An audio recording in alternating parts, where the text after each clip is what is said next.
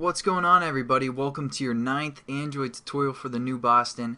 What we're going to do in this tutorial is set up our buttons and basically use a method that's going to make the buttons do something when we click the button. So we're going to just set that up. We aren't actually going to define what the button does when it clicks, but if you guys are brand new to programming, this again will be probably pretty confusing for the most part, but I'm going to try and break it down a little bit and then we'll review it later on down the road. But I just want to show you guys how to set this up. Now what we've done, we set up two variables called add and subtract. They're both the type button, so they're button variables. And then we set up a reference to the XML again by the findViewById method. Now also within this onCreate method, so it'll be the second bracket up within there, this is where we're going to set up our OnClickListener. So basically a button needs to set up an OnClickListener, and within the parameter, or basically what that's looking for is a OnClickListener, and the OnClickListener is going to use the method OnClick.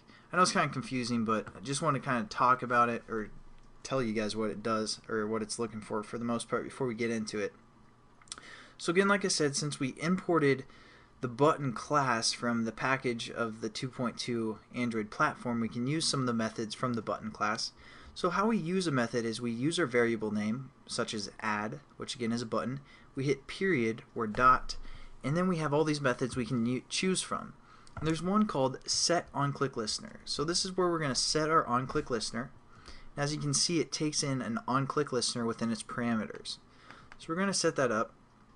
Now we don't have an OnClickListener yet, so we're going to set up a new one. And you do that by saying new, and it comes from the view class, so we're going to say new view.onClickListener. And again, Eclipse helps you out, so it's going to be this first choice, view.onClickListener, and it's a method, so that's why there's parentheses right there. We're going to click that, and when you click that, it's going to set up the onClick method as well. So that's what's really nice about Eclipse, and it sets up this OnClick method. So when our button's clicked, it's going to do whatever within these brackets right here. Now before we get into anything else, I want you guys to use a semicolon and finish off that statement right there, because again, just think of this as one line of code.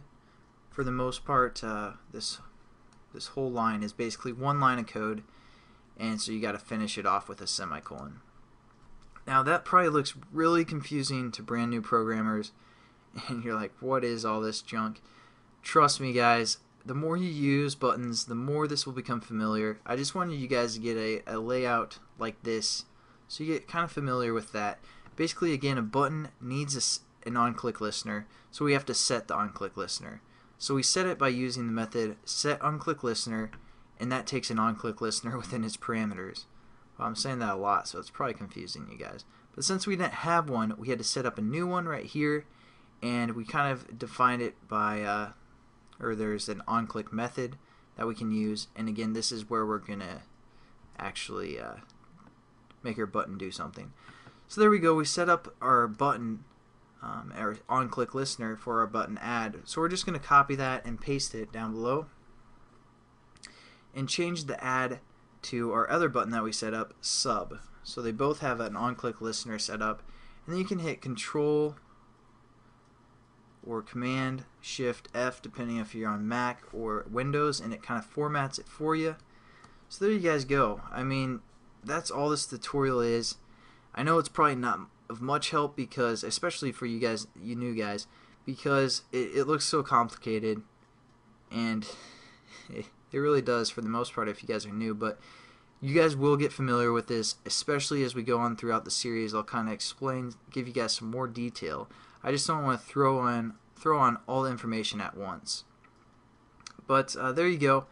That's basically all this tutorial is. Again, thanks for watching, guys, and I hope to see you guys in the next tutorial. We're actually going to make these buttons do something. So I'll catch you guys then. Have a good one.